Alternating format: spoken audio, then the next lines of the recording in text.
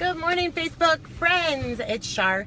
Listen, it got a little colder here in Des Moines, and it got me thinking about a little bit of stuff I'd like to share with you. And, I've always said from our very beginning, from your very beginning, from my very beginning, from every single person's very beginning, you have been designed for greatness. Because on that certain day, you were the number one, you were the best, you were better than anything else in the competition to get to the egg. So you were number one. You've been designed for greatness from the beginning.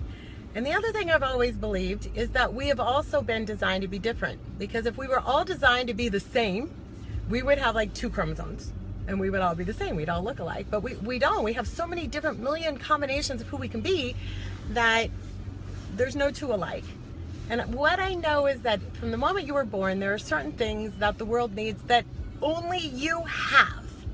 And it could be the gift of science, the gift of teaching, patience, motivation, but we each have a gift that is inside of us. And how do I know this? Well, I know this because if you look in nature and you study birds, that's why I'm talking about flying south, you don't see the birds looking for road signs.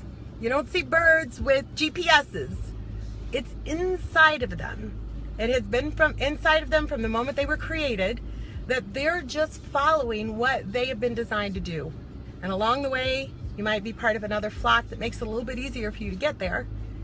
But you don't see birds, bird brains. They're not the smart, not that they're dumb, but they're not the smartest creature. You're brilliantly smart. So you have a lot of ability to pick where you're going. And when you're listening to that internal voice of you being who you've been designed to be, you're going to be able to find your way south or find what you've been designed to do by listening to yourself. Another great example in nature is, look at the caterpillar. The caterpillar goes from a worm, a crawling on the floor animal, goes into a cocoon. It's not really a cocoon. I think it's called a chrysalis is the correct word.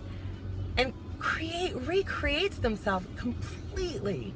So if you've been going through life as a little worm crawling around and you feel inside of you that there is something else in your calling, listen to that and go into your chrysalis and come out a butterfly to be something else.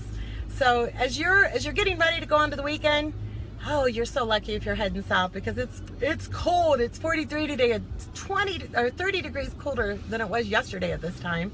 I want that weather back. But if you're heading south, use that as a moment to remind yourself of when you look up and you see the birds flying. We have all been designed from the beginning to be unique, different, and for greatness.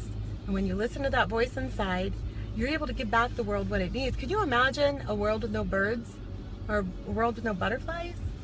And I mean, if you just look around, you can find so many different examples. So, Randy, I hope you have a great weekend. Remember that you're very powerful. We all are. We're all connected. And go love somebody. Bye.